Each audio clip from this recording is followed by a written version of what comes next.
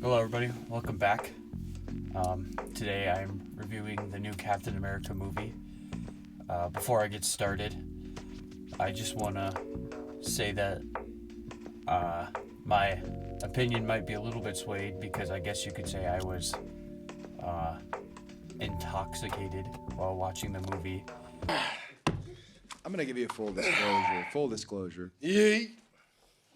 Ood and I might have had a libation or two on the bus. So maybe I wasn't as critical while watching it, but I don't think that changes my level of thinking because I'm just think so far ahead that is just not something that will even get to me. So let's get into it. Captain America, Brave New World. The first thing I have to say is I just think that people are overhating this movie way too much. I've seen a lot of people on Letterboxd and YouTube and stuff giving this movie like a 1 to 3 out of 10, which I think is just absolutely bizarre. This movie is not that bad. People are putting it on the same level as like a Madam Web or Morbius or like Venom 3, and it is nowhere near that bad. It's actually a pretty enjoyable movie, and I just feel like for some reason Marvel recently is being held under this huge microscope, and it's like they have a tax on them right now, because before, when Marvel movies were coming out, we would just rate the okay movies as really good, like Ant-Man and movies like that. We would just say like, oh, that was an amazing movie, even though it wasn't, just because we were excited about it. And now I feel like Marvel is getting this weird like return on that, because before we would overrate them, and now when a movie is just like okay, a little bit better than okay, like they're all of a sudden a 1 out of 10 or a 3 out of 10, which is crazy. Like, I think we need to level our standards out here a little, because Marvel is getting unnecessarily damaged by this. Like, if you look at the Rotten Tomatoes score, I think by the time of me reviewing this, it has a 50%, which is lower, I think, than Ant-Man and the Wasp: Quantumania, and it is nowhere near as bad as that movie is. Like, this movie is way more entertaining and fun to watch throughout than that movie is, but for some reason Marvel has just garnered the most hate in the world from, well, not the most hate in the world, but has garnered a lot of hate from like the reviewing public, just because their movie quality isn't endgame every time they make a movie. I think we need to take a step back a little bit. So let's start with the positives, because I'm a positive type guy, so let's start with that. I would say the acting was pretty good by every actor in the movie. I don't think I saw any actor where I was just like, jeepers, get it together. Like, all of them were doing a really good job, and you could tell that most of them cared about the movie, cared about what they were doing, and especially I thought that Anthony Mackie and Harrison Ford were doing a good job here. I think they really carry this movie with their charisma, and you can tell that Anthony Mackie is having fun with the script, are having fun with his character and the story, and you can tell that he really wants this character to succeed. So when that leaks through, it's something that makes it more enjoyable. And you can just tell that Harrison Ford, like, he said he did it for the money, but I can also just tell he's having fun doing stuff like this. So yeah, it was really fun to see that. Another thing that was really good is the action scenes in this movie were actually very well done. Like, probably some of the best I've seen from Marvel recently, because I felt like before with the other Captain America movies, and even like Iron Man and Thor to a certain extent, like the action fell under a specific alleyway, and they just kept remaking those same action scenes over and over and over again, which is what made the movies bland. But this movie does action in a different way that I feel like is more creative, especially with the way he moves around with his Falcon gear, even though he's not Falcon anymore, he still uses the wings. And I just felt like it was creative how they did the action, and like I really enjoyed that, especially when he was in the sky. And there's other scenes in the movie when he's using his shield and wings and stuff, and I just felt like it was really creative and not the garbage that I felt like we had been seeing. So I was really impressed by that. And I actually did find the spy plot pretty intriguing, even though it was lesser like interesting than other Captain America movies had done it, but I still like was entertained throughout and was intrigued where it was going. And I don't think there was a point in the movie where I was like bored or not interested in it. It did keep my attention all the way through, and that was one thing that I didn't think was gonna happen going in. So yeah, I was really intrigued by that and where it all went. So moving forward from here, I'm probably just gonna be talking about spoilers. So that was all the good stuff. I'll put a time card in or something like that where you can jump to the non-spoiler cons part. But from here until then, whatever time card it's gonna be will be spoilers, so you might want to jump ahead.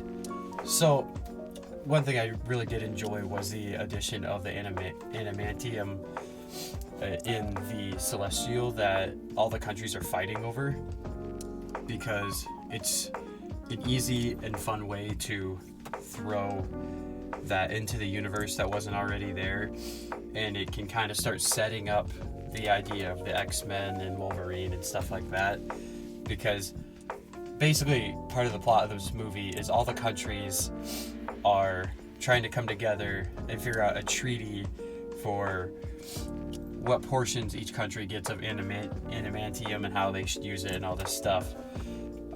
So I thought that was interesting to put in there, and I'm glad that they're starting to put in little things of like X-Men and stuff like that, because that's the next step for this universe. So that was really interesting.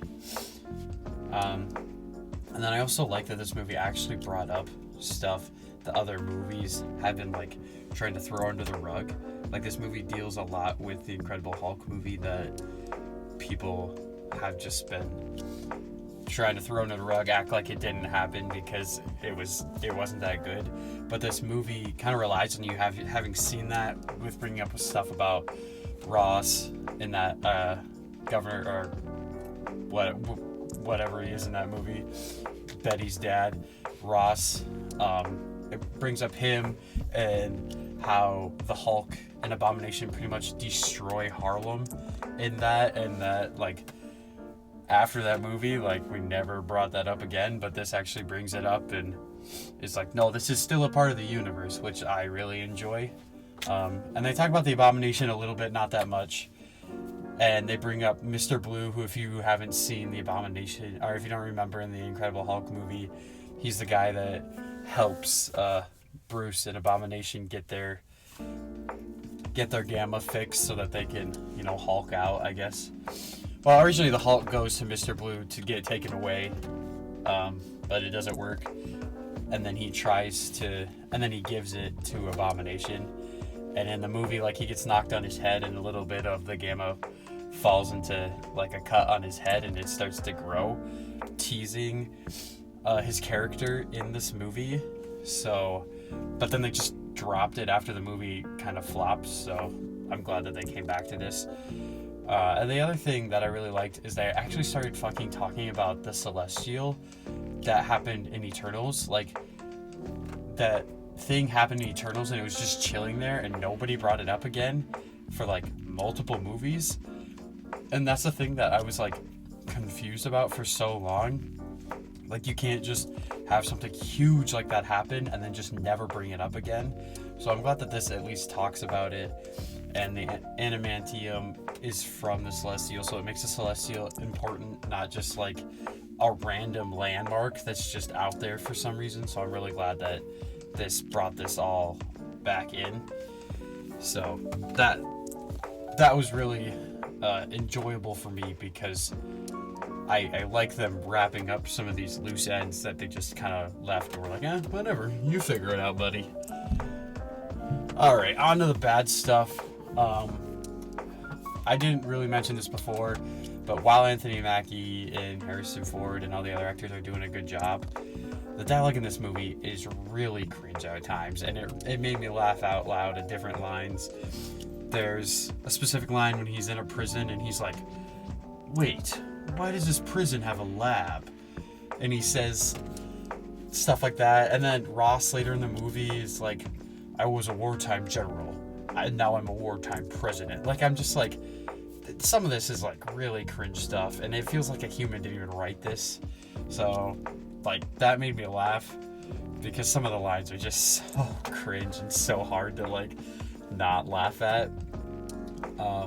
Another thing is, so the whole build-up in this movie is getting to the reveal of the Red Hulk, but the problem is it should have been a surprise the entire time, but it's not because it's revealed in the trailer and in the marketing. And I understand that they did that because they probably didn't think people would just come see the movie. They thought they had to have something big like that to entice people to come in and see it. But it's just crazy that like the entire thing is leading up to the Red Hulk, but it's not a surprise. It's like we already know about it. I just feel like it would have been way more effective if it was actually like a surprise, not just something they told us about. Because like the whole time you're in the movie, you're like you know what they're leading up to, and like it's exciting being like, oh, when are they gonna reveal it? When are they gonna reveal it? But it would have been so much more exciting if they just kept it a secret and then boom. So another thing that they do is they throw in another Black Widow character for Ross to have like as his personal assistant, who then like is a foil to Captain America until like halfway through the movie, and then she joins his side, and she's just not really needed in my opinion. Like, I don't feel like she adds or takes away anything from the movie. Maybe I'm being a little harsh with that, but I was just like, why are you here? And also, like, I'm not trying to demean the actress. I'm sure she is really good in other stuff. I've never seen her before. But she looks so young standing next to the other actors that it's like jarring. And there's one point where she's wearing like a leather jacket, and she looks like she's 12 wearing her dad's coat. Like, I don't know, it was very jarring to see like Captain America all suited up and looking good, and then she's standing next to him looking like a fucking 12-year-old. But such is life, I guess. I don't know, it was really weird. And then I'm gonna get back into spoilers here, so if you don't want that, skip to this time card. So then later in the movie, when the new Falcon gets hurt, and it's kind of like the tipping point of the movie, and Captain America doesn't know, or like is doubting himself and all this stuff, Bucky just randomly shows up and like gives him a pep talk, and it's just like, hey, you got this. Remember why Steve chose you, and all this stuff. And he says a powerful line where he's like, I think this is bigger than me, which is him doubting himself. But then that's like the whole point of him being Captain America, is because he understands that it's bigger than him because he doesn't have powers.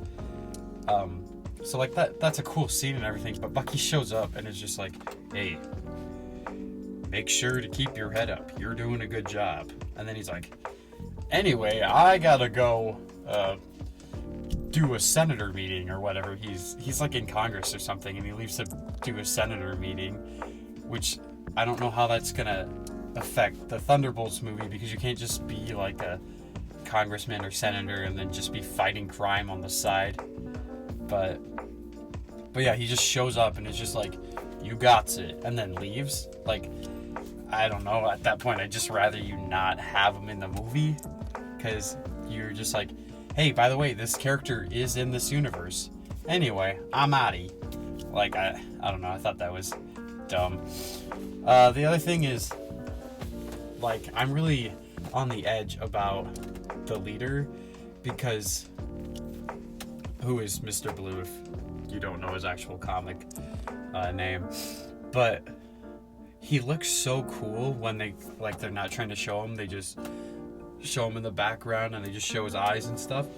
That's all super cool, and it makes you be like, oh, I wonder what he looks like, and then they finally show him and you're just like, oh, well, he just kind of looks weird.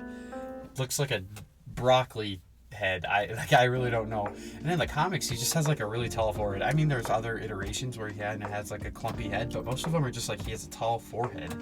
And this one, they just kind of like made it so that his brain deformed like his skull and his skin. It's just really weird.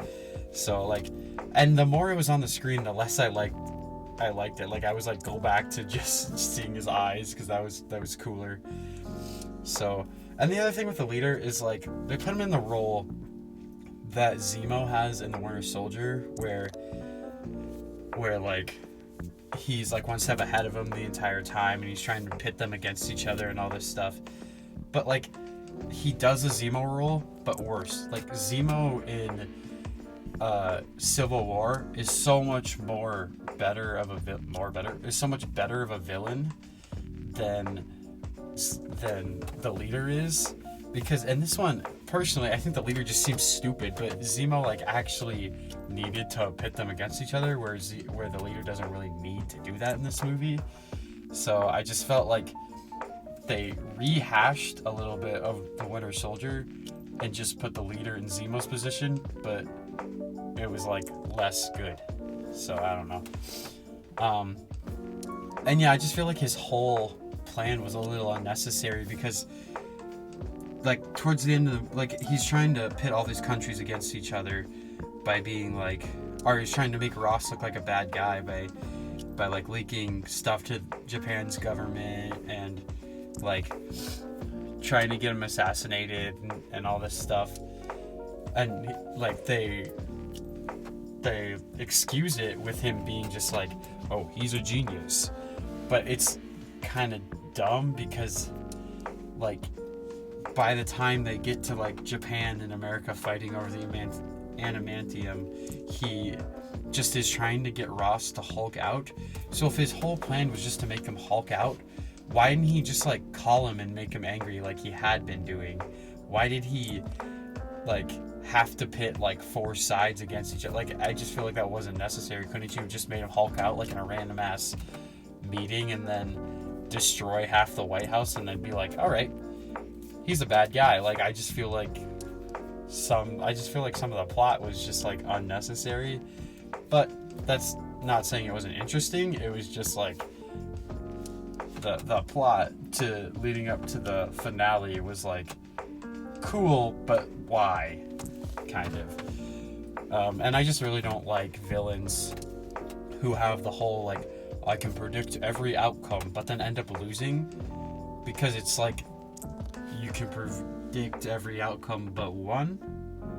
I don't know, it's just a weird way to write stuff. I'd rather the villain like have a specific moral that he's really trying to go for, and if he's flawed and gets taken down, that's fine, but I'd rather him not be like, I'm 3 steps ahead because I predicted every outcome, and then loses at the end because he didn't predict humanity would be helpful or something like that. Like I just feel like that's a little silly. But and this is really nitpicky, but in the movie, Ross asked Betty if like she'd want to go walking in the flower area with him, which it wasn't a flower area really, it was just a street, so I'm kind of confused. Like, but maybe they just walk on the sidewalk, I don't know, it's stupid. But then like the Falcon and the Hulk fucking destroy the entire area, and all the trees are damaged, are broken, and the sidewalk is all broken and stuff. So I was just like kind of confused that entire time. Like they're like, oh, we can go walking the flower bed, but then they destroy it, so you can't. So it was just weird, but I guess it wraps itself up at the end of the movie. So overall, I thought it was a very fun movie, but it does have its flaws. It's definitely not better than the Winter Soldier or Civil War, but I also wouldn't say that it's worse than the first Avenger. I think It's like right in the middle there. Good middle movie. If you go into it expecting to have fun and just have fun with it, you'll have a good time. Don't expect it to be the most amazing movie you've ever seen. Just expect it. It's kind of a setup for what's to come. So just go in and have fun with it. I think I'm going to give it a 6.5 out of 10 because it was a fun movie. I had fun. And it was nowhere near as bad as what people were saying. So, thank you for watching, and I'll see you in the next one.